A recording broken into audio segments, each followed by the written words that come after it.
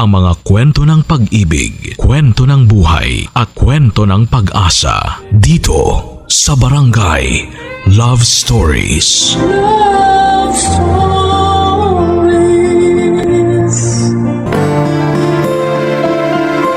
May mga bagay na dapat pagdesisyonan ng talagang kailangang paulit-ulit na pinag-iisipan. May mga bagay naman na kahit na hindi pag-isipan ay mapagdidesisyonan sa pamamagitan ng pakiramdam. Ikaw kabarangay, ano ang mas lamang sa pagdidesisyon mo? Ang utak mo ba o ang iyong puso?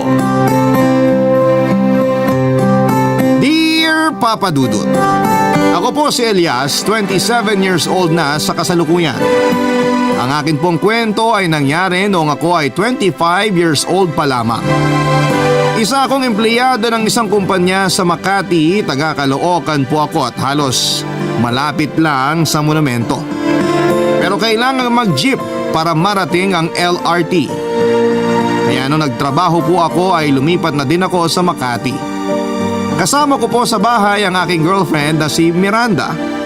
Kaedad ko siya at 2 taon na kaming magkarelasyon noon. Masasabi ko po na napaka-independent ni Miranda at napaka-outgoing din niya. Parang hindi siya sanay pag nasa bahay lamang siya. Mahal ko po si Miranda at alam kong kahit na ganun siya ay ako lang naman ang mahal niya. Sa magulang ko nga po pala ay si tatay na lamang ang naiwan dahil si nanay ay nawala na din noong 18 years old pa lamang ako.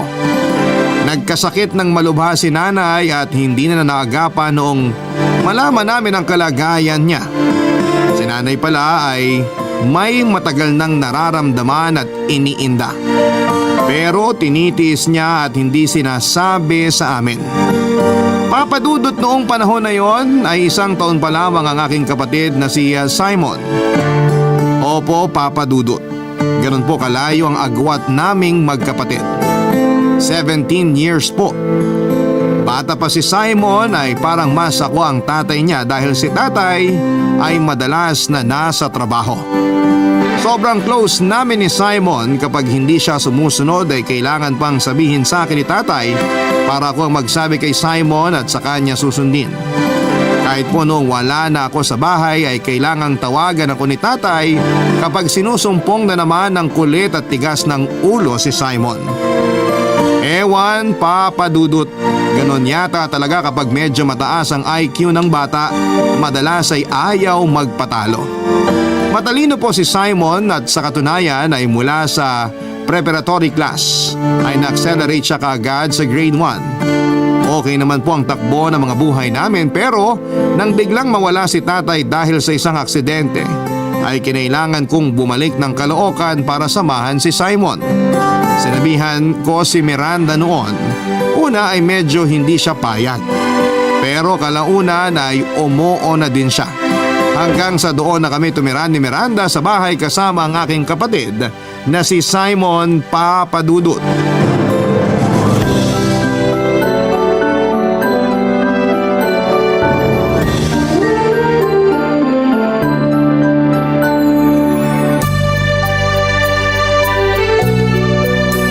Kamusta ka, Simon? Okay naman po, kuya. Bakit parang ang lungkot mo?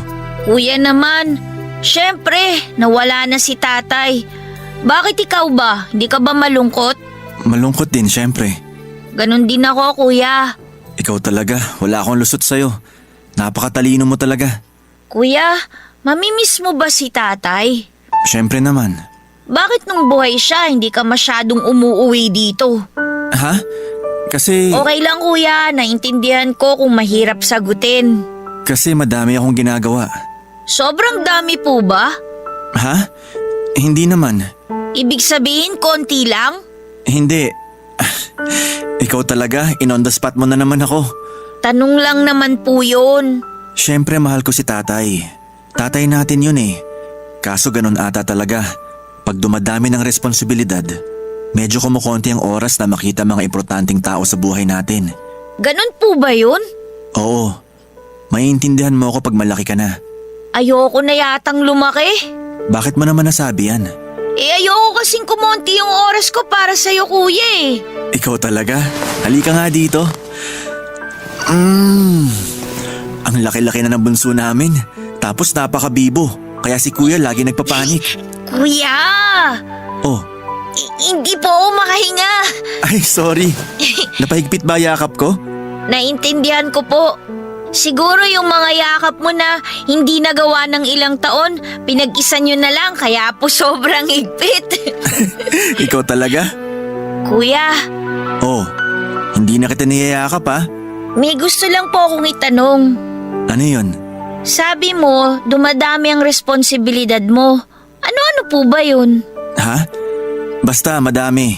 Ano-ano nga po? Kayo ni tatay. Siyempre pinatigil ko na sa pagtatrabaho si tatay. Kaya ako na sumalo sa mga kailangan sa gastusin. Gaya na pag-aaral mo. Ano pa po? Siyempre sa sarili ko.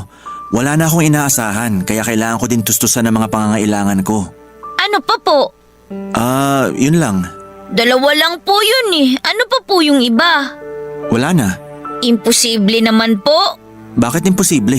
Kasi kahit po kailangan mong magtrabaho para sa amin at para po sa sarili nyo, may araw naman po na wala kayong pasok eh.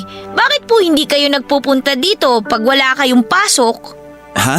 Kasi... Kuya, ako lang po tong kausap mo. Bakit po hindi mo masabi? Hi Simon, wala talaga akong lusot sa'yo eh. Sige na nga. Kasi may girlfriend na si kuya mo. Mag-aasawa ka na? Hindi pa. Girlfriend pa lang. Hindi po ba magkasama kayo sa bahay? Paano mo nalaman yan? Narinig ko po nung minsang magkausap kayo ni tatay sa telepono eh. Ikaw nakikinig ka sa usapan namin ni tatay Kuya, maliit lang naman ang bahay natin. Maririnig ko talaga si tatay. At saka isa pa, hindi ba malakas talaga ang boses ni tatay? Ikaw kung nandito lang si tatay, malamang napalo ka na sa puwet. Hindi naman po niya ako pinapalo eh.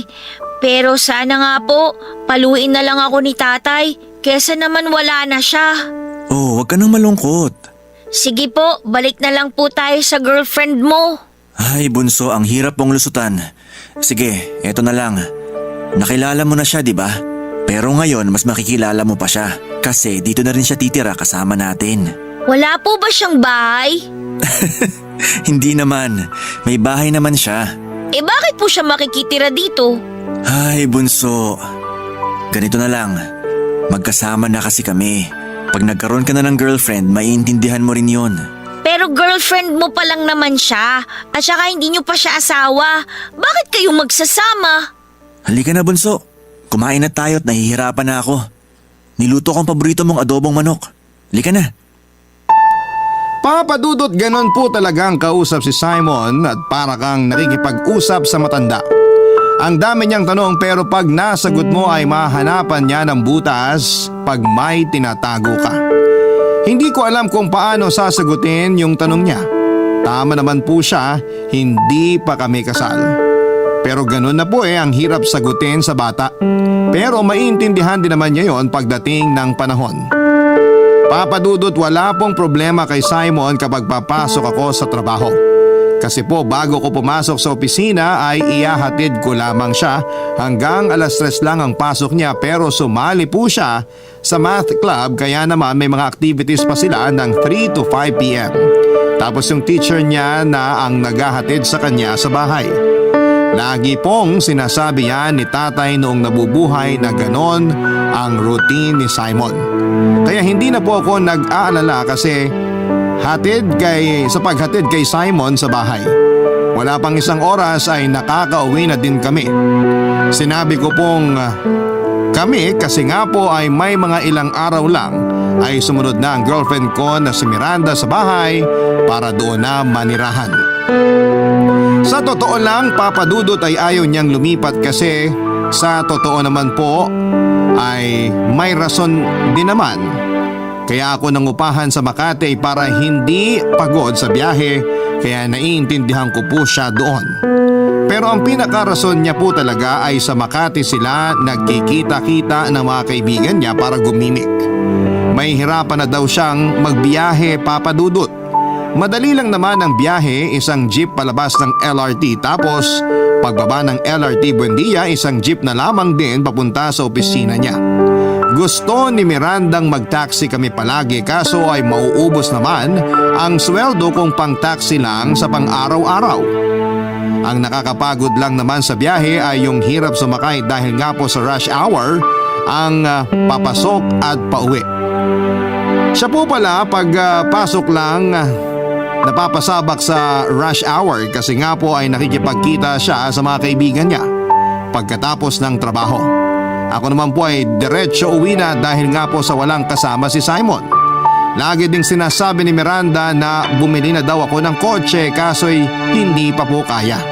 Siguro'y 1 taon pa para makaipon.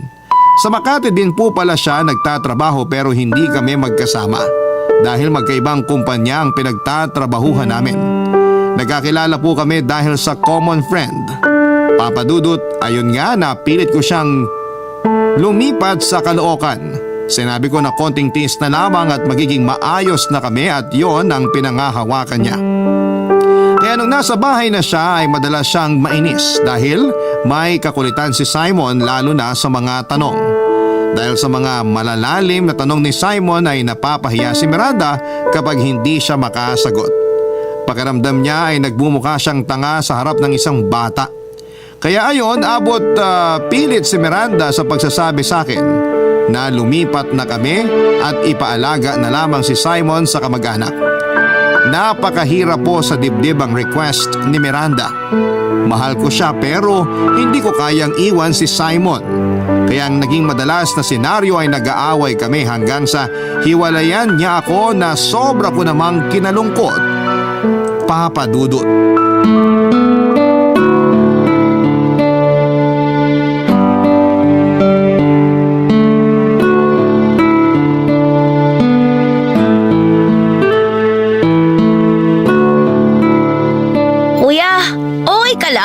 Huwag mo akong intindihin.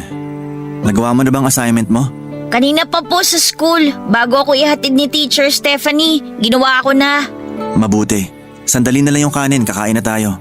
Hindi mo pa po sinasagot yung tanong ko. Ano nga bang tanong mo? Kung okay ka lang po ba? Okay lang ako. Wrong answer ka, kuya. Anong wrong answer? Hindi ka po okay. Bakit mo naman nasabi yan? Una po, kanina habang inaayos niyo yung pinto, kala ko may kumakatok ng malakas. Nung makita ko, hinahampas mo po pala. Tapos nabagsak niyo pa po pagsara. Pangalawa po, mula pa kanina hindi ko pa nakikita yung ngiti mo. Tapos yung pangatlo, parang wala ka sa sarili mo habang kausap kita ngayon. Huwag mo na lang akong pansinin. Hindi po pwede. Kasi kuya kita eh. Pwede yon. Isipin mo na lang muna na hindi mo ako kuya. Ayoko po. Ikaw na nga lang po yung natitira sa akin, tapos iisipin ko pa yan. Kuya, okay ka lang po ba? Bakit ka po umiiyak? May nasabi ba akong hindi maganda? Mahal na mahal ka ni kuya, ha? Lagi mong tandaan yan. Mahal na mahal din po kita, kuya. Patawarin mo ako sa nasabi ko. Huwag ka nang umiyak, kuya. Sorry. Kuya, nandito lang naman ako lagi eh. Pag may problema ka, pwede mo naman akong kausapin. Oo. O ngayon kuya, ano bang problema mo? Ikaw talaga. Napakagaling mo talagang manghuli. Manghuli po? Wala. Kalimutan mo na yung sinabi ko. O sige po. Pero hindi ko pa po nakakalimutan yung tanong ko. Gusto ko pong sabihin niyo sa akin. Huwag po kayong mahiya. Isipin mo po na ako ang kuya. Parang gano'n na nga eh. Ngayon, bago niyo po sagutin yung tanong ko, gusto ko pong sabihin na sana sabihin niyo po yung totoo, ha? Opo. Okay, anong problema? Si Miranda. Si Ate Miranda nga pala, nag-overtime po ba siya? Hindi. Nasaan po siya? Nag-away kami kanina eh. Po? Bakit kuya? Inaway mo ba siya? Hindi. Hindi ko gagawin yun. Ibig pong sabihin siya ang nang-away sa inyo? Ha? Parang ganun. Ganun na nga po. Huwag ka na nga pong magpaligoy-ligoy. Wow naman ah. Yung salita mo. Paligoy-ligoy. Nasa 40 years old ka na ba? Bakit po? Salita po yun, kaya kahit bata pwedeng gamitin yun. Siyempre, talo na naman ako dyan sa dahilan mo. Okay lang po yan. Sige po, tuloy niyo po yung kwento niyo. Bakit ka po niya inaway? Huwag na siguro natin pag-usapan yung dahilan. Kuya, hindi po natin makikita yung bunga kung hindi natin malalaman ang ugat. Ano? Saan mo ba natututunan yung mga sinasabi mo? Nakalimutan mo na po ba na nag-aaral ako? Tinuturo yan sa eskwelahan? Hindi po. Pero tinuturo po yung pag-iintindi kaya naiintindihan ko po yung mga ibig sabihin ng salita. Oo, edi talo na naman ako sa diskusyon mo. So, kuya, ano nga po yung dahilan? Sige, magiging open ako sa'yo. Sasabihin ko sa'yo. Pero wag ka magagalit kay Ate Miranda mo ha. Bakit naman po ako magagalit sa kanya? Ano nga po ba talaga yung dahilan? Hindi ano. Sino? Sino po? Ikaw. Ako po? Papa Dudut, hindi ako makapagsinungaling sa kapatid ko. Bukod sa dahil mahal ko siya ay sigurado akong malalaman niya din naman ang kadahilanan. Napakatalino ng kapatid ko, Papa Dudut, kaya hindi ko siya manloloko sa mga idadahilan ko na kasinungalingan. Nagulat siya na may naggagawa pala siya na ikinasasama ng loob ni Miranda. Pero sa totoo lang ay nahihiya ako para kay Miranda. Kasi 8 taong gulang pa lamang si Simon pero ang reaksyon niya ay parang may kaaway siyang matanda. Hindi ko na lamang din masyadong pinansin kasi mahal ko din si Miranda. Siguro kaya siya ganon ay dahil din sa pagmamahal niya sa akin. Papa Dudut, hindi ko alam na gumagawa pala ng paraan si Simon para sa amin ni Miranda. Dahil sa nalaman niyang siya ang dahilan ng pag-aaway namin, ay siya na din ang kumikilos para ayusin ang lahat ng gusot. May sariling cellphone si Simon, dating cellphone ni tatay. Alam niya din kung paano gamitin ito. Tinatawagan niya pala si Miranda pero hindi siya sinasagot. Gusto pala ni Simon na mag-sorry kay Miranda. Kahit na hindi niya maintindihan kung anong nagawa niya, para mainis si Miranda ay magsosorry pa din siya dito. Hindi ko din alam kung paano niya nalaman ang numero ni Miranda nang hindi tinatanong sa akin. Pero nalaman pa din niya. Dahil gusto niyang ayusin daw ang problema na siya ang dahilan. At dahil siya naman daw ang dahilan ay siya lang din ang makakapag-ayos. Dahil din sa hindi sinasagot ni Miranda ang mga tawag ay ilang beses palang nag-message si Simon sa kanya na humihingi ng tawad. Sa dami ng messages, siguro ay nakulitan na si Miranda kaya naman sumagot na ito. Nag-message siya kay Simon na hindi na siya babalik sa bahay namin at hindi na daw kami, Papa Dudut, magkakabalikan. Hindi alam ni Simon kung paano sasagutin ang mensahe ni Miranda na yon. Bagay na nakakalito para sa isang bata. Barangay Love Stories. Barangay Love Stories. Papa Dudut, sobrang guilty ni Simon pero ayaw niyang sisihin ang sarili niya.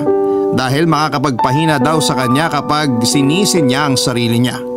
Kaya kahit na-reject siya ni Miranda ay nag-isip pa siya ng ibang paraan para hindi na ako malungkot pa.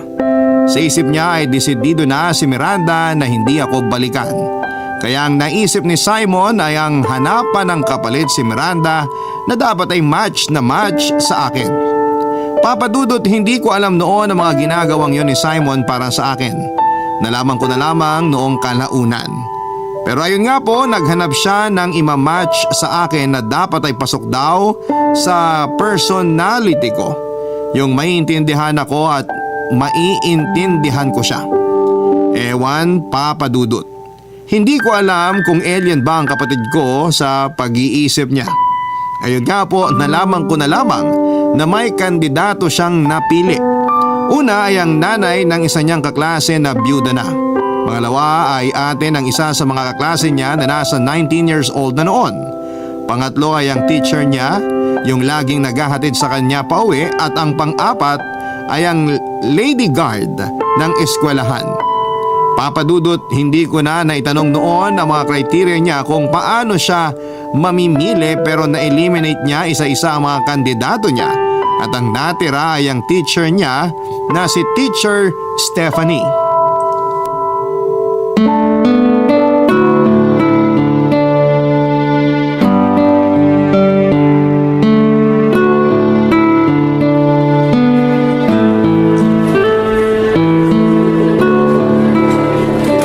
Kumusta ang lesson ngayon? Ang dami mong na-share ha. Kaya favorite ka dito sa math club eh. Favorite ko rin naman po kasi ang math. Hindi naman halata sa taas ng mga grades mo. Teacher Stephanie, pwede po ba tayong mag-usap? Oo naman, kagawa ka na ng assignment mo? Alam mo, bilib ako sa'yo. Pagkatapos ng math club, lagi mong tinatapos ang assignments mo bago umuwi. Madami ka bang ginagawa sa bahay? Wala naman po bukod sa kakain, magpapahinga, kwentuhan po kay kuya, tapos matutulog na. Kung sa bagay, maganda yan. Para pagdating sa bahay, relax ka na at may quality time ka pa sa kuya mo. Opo, O tara na, gawin mo na yung assignment mo. hindi po tungkol doon ang tatanungin ko. Tungkol saan? Survey lang po. Wow, survey! Saan mo narinig ang salitang yan? Dati po nung buhay pa si tatay, may nagpunta po sa bahay. Ang sabi po magsa-survey lang daw.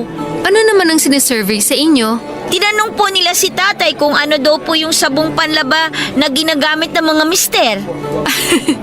Nakakatawa naman yon. Meron pa palang ganun ngayon. Ay hindi po, noon pa po yun. Ah, ikaw talaga. Siyempre, pinipilosopo mo na naman ako. Biro lang po, Teacher Stephanie. Oh, huwag mong sabihin yung survey mo itungkol sa sabong panlaba na gamit ko. Hindi po. Tungkol saan?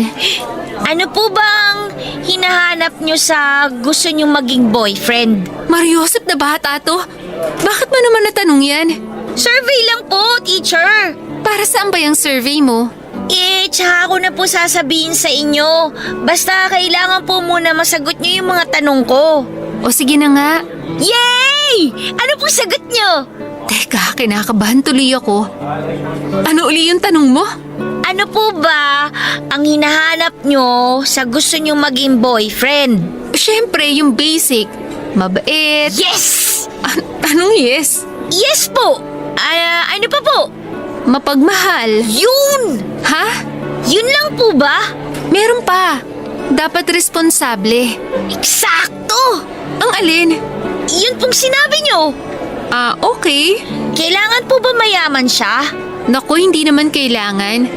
Kung magkakatuluyan kami, mapagtutulungan naman namin ng pagyaman. O kung hindi man, magkaroon lang ng sapat na ipon. Teka, ano ba tong sinasabi ko? Boyfriend pa lang palang tanong.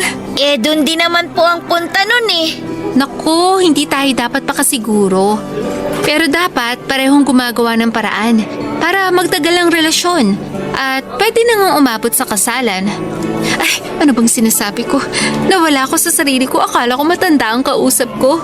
Hindi naman po kailangang maging matanda para maintindihan ang pagmamahalan. Tama ka. Ay, itong batang to, napapasugod tuloy ako. Opo, kasi po, survey nga po ito. Oo nga pala. Ay, oo nga pala. Ano ka ba? Pero tama po ang mga sagot niyo, Teacher Stephanie. Tama? Paano naging tama? Ano ba ang batayan? Si Kuya po. Si kuya mo. Ang ibig ko pong sabihin, si Kuya po baka pauwi na. Oo nga pala. Halika, idadaan na uli kita sa inyo. Salamat po Itong batang to, pareho lang naman tayo ng daanan. Kaya walang problema kahit ihatid pa kita o kahit sunduin pa. Tsaka di ba sinabi ko sa'yo na ako ang dapat magpasalamat kasi may kasabay ako pa uwi? Opo, pero ibig ko pong sabihin, salamat po sa pagsagot sa survey. Naku, halika na nga at nakakatakot yung survey mo. Nakakabilib talaga ang kapatid ko, Papa Dudut. Napapayag niya si Teacher Stephanie niya na sagutin ang survey niya. Kung sa bagay ay sobrang close naman kasi ng dalawa. Buhay pa si tatay ay lagi niyang ibinibida na paborito si Simon ang teacher niya at yun nga po ay si Teacher Stephanie. Tuwang-tuwa naman ang kapatid ko noon dahil sangayon daw sa napag-aralan niya ay 99% match kami ng teacher niya. Dahil una ay mabait daw ako at hindi lang mabait kundi sobrang bait. Pangalawa ay mapagmahal at proven na daw po sa akin yon. Kasi mahal ko daw sila ni tatay at minahal ko daw ng sobra dati si Miranda. Pangatlo ay responsable daw ako kasi kahit may girlfriend na daw ako ay hindi ko siya pinabayaan at higit sa lahat ay hindi mayaman. Ako daw po yon. Pero dahil daw sa masipag ako ay aabot naman sa magiging maayos ang buhay ko at ng mapapangasawa ko. Lahat po yun ay naisip ng kapatid ko, Papa Dudut. Hanggang sa isang araw ay sinagawa na ni Simon ang plano niya. Dahil alam niyang maaga kung uuwi noon, ay sinet niya ang araw na yayayain niya si Teacher Stephanie niya. Nung una ay muntik na hindi pumayag si Teacher. Sinabi na lamang ni Simon na gusto niyang ipagyabang si Teacher Stephanie sa kuya niya dahil favorite student siya. Nagdalawang isip ito kung sasama, Papa Dudut.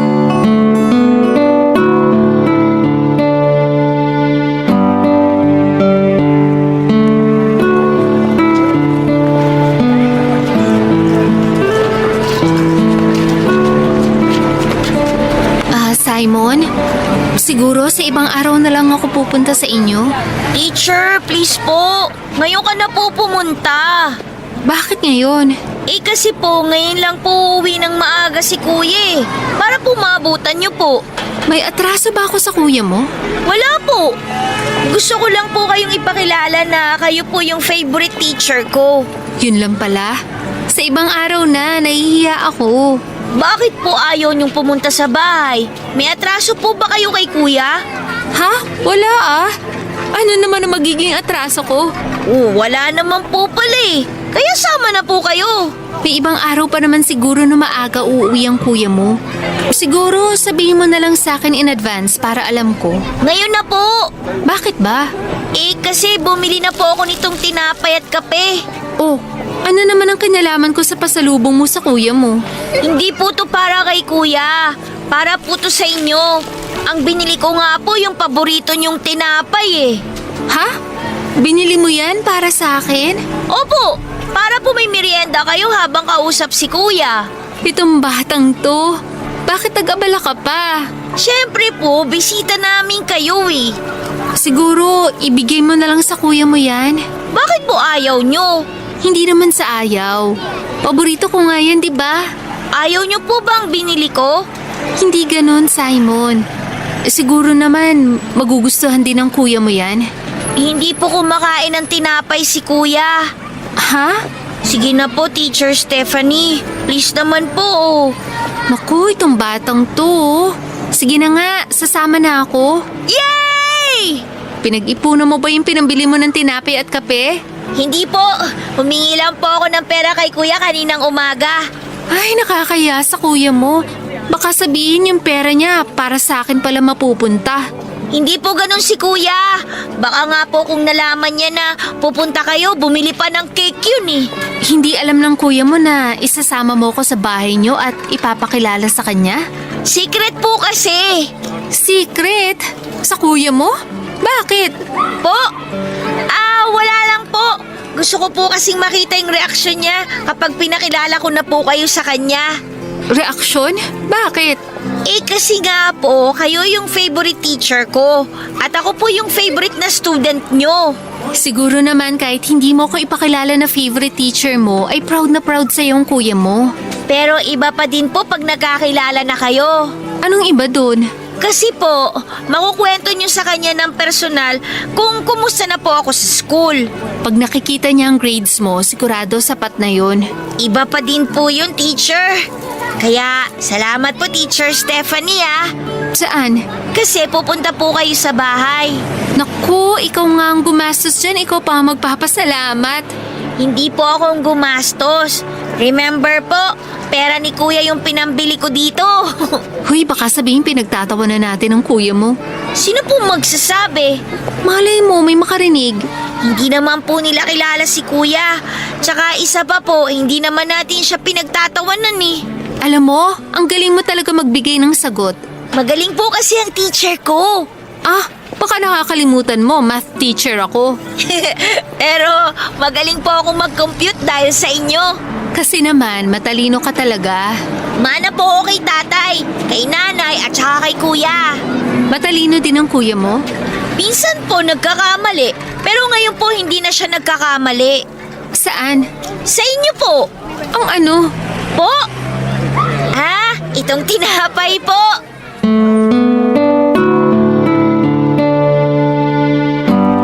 Papadudot na kumbinsi po ni Simon ang teacher niya na magpunta sa amin.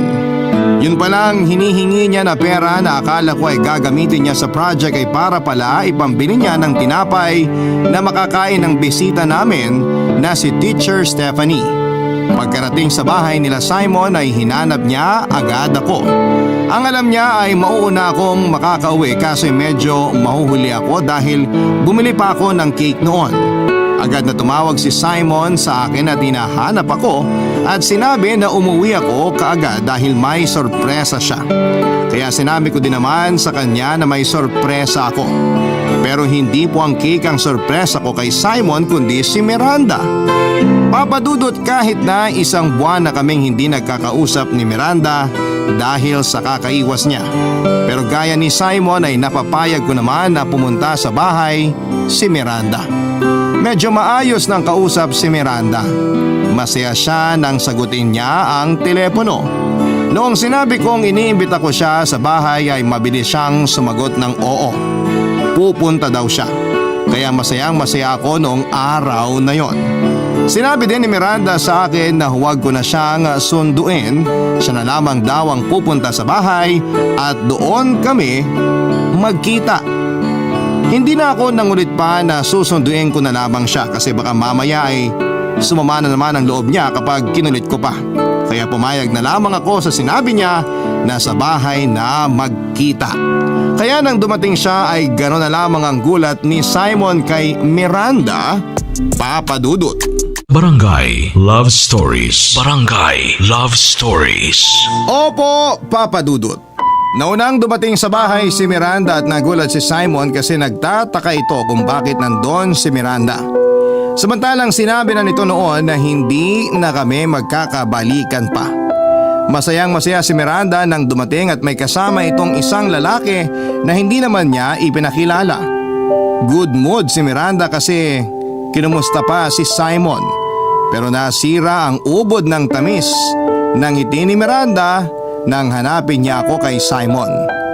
Sinabi ni Simon na wala pa daw ako sa bahay at may binili. Pero ang nandun daw ay ang bagong girlfriend ko. Ang tinutukoy ni Simon kay Miranda na girlfriend ko ay si Teacher Stephanie. Nagulat naman si Teacher Stephanie sa ginawang pagpapakilala ng teacher or ng estudyante niya bilang girlfriend ko. Hindi makasagot si Teacher Stephanie pero mas lalong hindi nakapagsalita si Miranda dahil sa gulat. Para siyang na-lockjaw. Kung masaya si Miranda nang dumating sa bahay ay agad itong umalis. Hindi sa sobrang lungkot kundi sa sobrang galit. Si teacher naman ay gulong-gulo at tinanong si Simon kung ano ang nangyayari. Sakay kinuwento ni Simon sa teacher niya kung sino si Miranda at kung ano ang ginawa nito sa akin. Ako naman Papadudot na walang kamalay-malay sa mangyayari sa bahay ay sobra din ang saya. Dahil sa isip ko ay maayos ko na ang lahat dahil magkakausap na kami ni Miranda na hindi ko naman pala aabutan sa bahay Papadudot.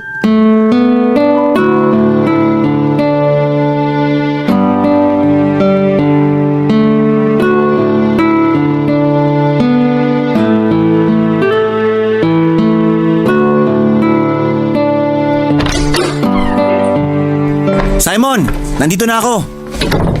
Kuya! Kamusta ang araw mo sa school? Okay naman, kuya. Kuya, Si Miranda? Dumating na ba? Teka nga, tatawagan ko. Dumating na siya, kuya. Ah, talaga? Nasaan siya? Nasa kwarto ba? Wala po. Nasaan siya? Umalis na siya, kuya. Ha? Umalis? Opo. Saan daw pupunta? Hindi ko po alam. Walang sinabi? Hindi nagpaalam? Hindi, kuya. Basta na lang po siya umalis eh. Baka babalik. Sandali, tatawagan ko. Kuya, si Teacher Stephanie pala. Ay, good afternoon po. Sorry po, hindi ko kayo napansin. May hinahanap kasi ako eh. Okay lang. Elias po, kapatid ni Simon. Ako si Stephanie. Opo, kilala ko na po kayo. Ha? Bakit? Nako, yung favorite student nyo. Lagi kayong kinukwento. I hope magaganda ang kwento.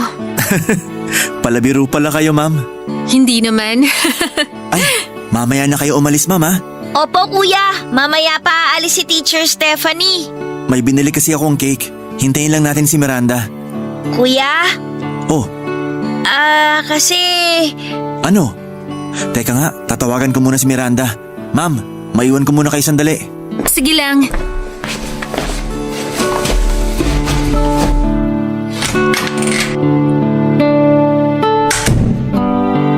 Okay ka lang po, ma'am? Okay lang ako. Bakit hindi mo sinabi sa kuya mo na umalis na si Miranda at galit? Malalaman naman po niya yun eh. Simon!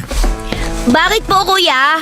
Ano yung sinasabi ni Miranda na may pinakilala ka daw na bagong girlfriend ko? Kasi hindi mo na naman siya girlfriend, di ba? May problema lang kami pero hindi pa naman kami naghihiwalay. Pero kuya, hindi ka na niya binalikan. Hindi ka na niya kinausap ng matagal eh. Kasi nga binibigyan namin ng space ang isa't isa. Ano na naman ba to, Simon? Sir, sandali. Baka pwedeng huminahon kayo. Paano ko hihinahon, ma'am? Simon, anong ginawa mo? Sir, bata lang po yan.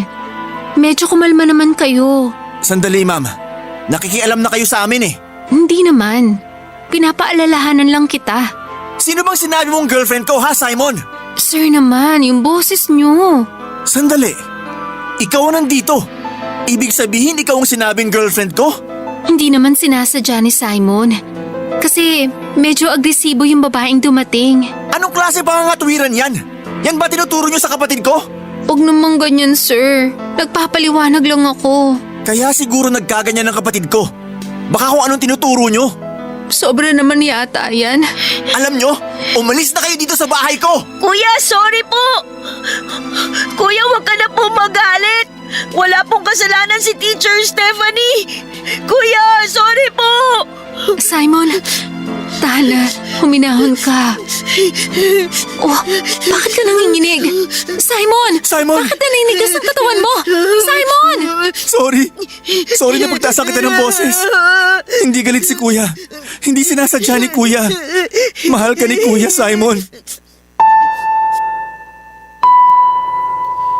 Papa Dudut, hindi ko alam kung ano ang pumasok sa akin at nasigawan ko ang teacher ng kapatid ko at napagtasan ko din ng boses ang kapatid kong si Simon na 8 taong gulang pa lamang. Papa Dudut, hindi ko alam ang gagawin ko at nagne-nervous breakdown ang kapatid ko. Iyak lamang siya ng iyak at hindi ko kayang may mangyari sa kanya. Hindi ko alam ang gagawin ko kapag may nangyari. Dinala ko kaagad siya sa doktor at sobrang halo-halo ang nararamdaman ko pero nangibabaw ang guilt, Papa Dudut. Hindi ko na naalala na nandun pala yung teacher ni Simon nung itakbo ko sa doktor ang kapatid ko ay iniwan na namin si Teacher Stephanie sa bahay. Kumalma din si Simon pagdating sa ospital at tumigil na siya sa pag-iyak. Pero ako ay hindi. Papa Dudut, gusto kong saktan ang sarili ko dahil sa mga nagawa ko. Nang tuluyan ang kumalma si Simon ay nakatulog na ito. Hindi ko na siya nakausap hanggang sa makatulog. Matapos ang nangyari ay wala akong ibang nasa isip kundi ang kapatid ko. Nabura si Miranda sa iniisip ko at nakalimutan ko na si Teacher Stephanie na nagawan ko din ng mali dahil sa mga hindi magandang nasabi ko. Sobrang parang nagtrabaho ako ng isang buong araw dahil yung pagod ng katawan ko dahil sa bigat ng nangyari ay ang nakapagpatulog sa akin. Ayokong matulog pero katawan ko na ang kusang nagpahinga. Pero hindi ko iniwan si Simon sa kwarto niya. Doon ako nakatulog sa tabi niya. Papa Dudut, halos mawala ako sa sarili nang maalimpungatan ako noong umaga. Wala po sa tabi ko si Simon. Hinanap ko siya sa buong bahay pero hindi ko siya nakita. Kaya pinuntahan ko ang taong pinagkakatiwalaan niya, Papa Dudut.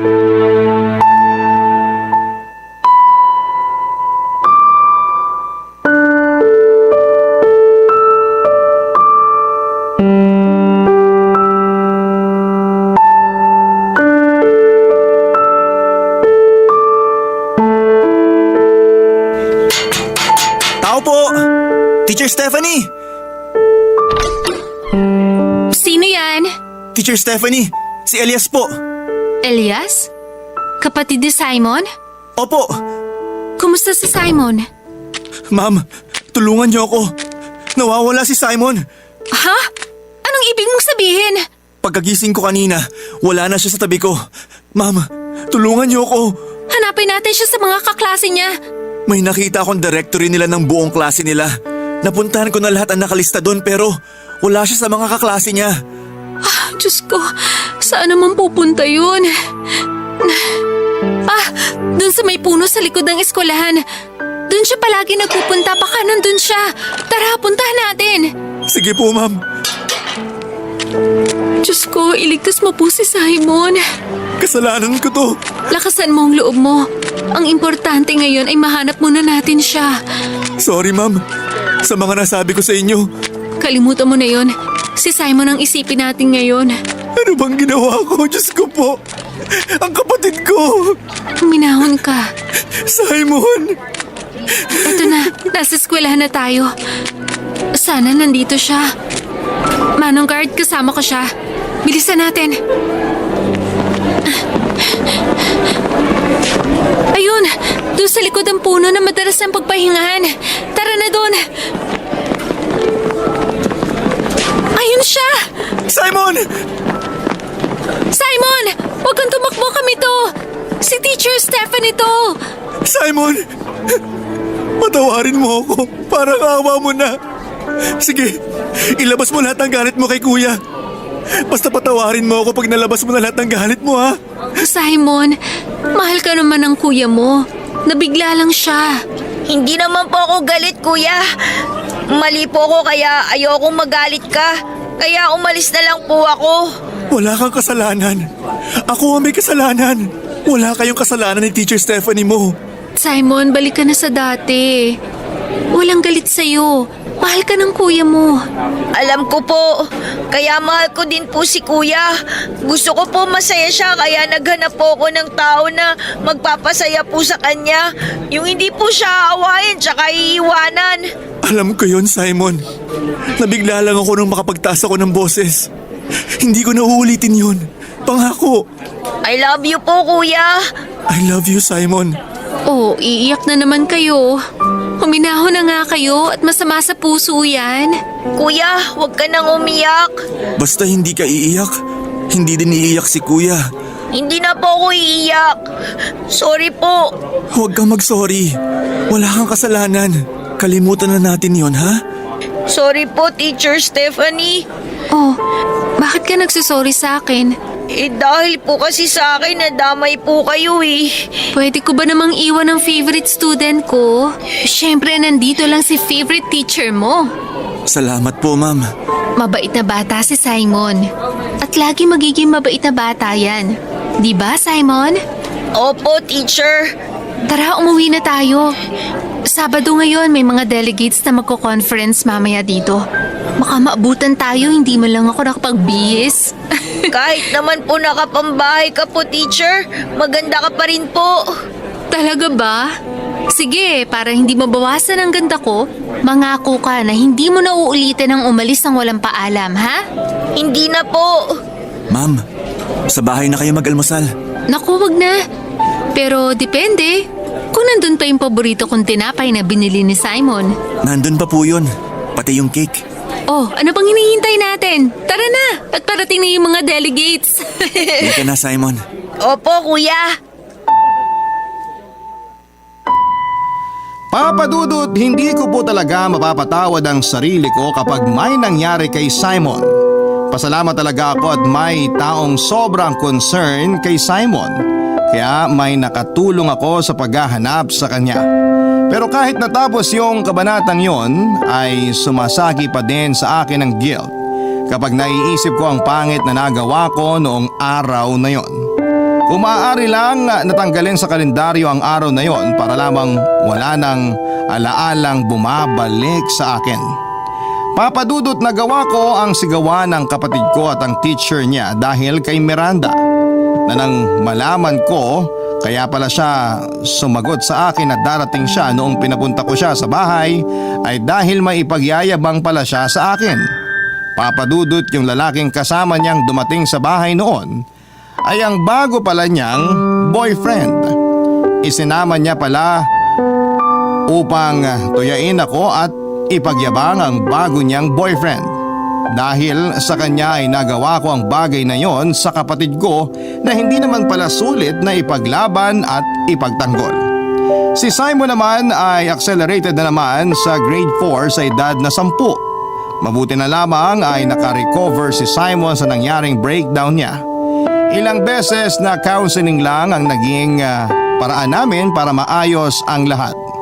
Hindi na niya teacher si Teacher Stephanie, ibang grade naman ang tinuturuan nito. Pero favorite teacher at student pa rin sila sa isa't isa. Hindi na sila nagkakasama sa klase pero sabay pa din silang umuuwi. Kaya madalas ko ding nakikita si Teacher Stephanie, bukod sa lagi nga po niyang hinahatid si Simon ay dahil girlfriend ko na din po siya. Papadudot, ewan ko nga sa computation ng kapatid ko tungkol sa relasyon. Pero napaka-accurate po nito dahil mahal na mahal namin ni Stephanie ang isa't isa at ang pinaka-importante ay mahal ni Stephanie ang kapatid ko na parang isang anak. Kaya naman eto kami ngayon makalipas ang 2 taon. Isang masayang pamilya. Oo nga pala Papadudot, nabalitaan ko din na iniwan si Miranda ng lalaking kasama niya noon sa bahay. Ang dahilan ay ayaw nitong kasama ang kapatid ni Miranda na nakikitira sa kanila. Ayaw ko na lang pong magsalita kung bakit nangyari sa kanya yon, pero ang masasabi ko lang po, kung mabuti o masama ang ginawa mo sa kapwa mo ay mabuti o masama din ang babalik sa'yo. Salamat po Papadudot sa Barangay LS 97.1 at nabigyan ninyo ng pagkakataon ng kwento ko na maitampok sa inyong programa. Ang inyong forever kapuso at kabarangay, Elias. Nagustuhan ng iyong napakinggan? Ituloy yan via live stream sa www.gmanetwork.com/radio. Barangay LS 97.1 Forever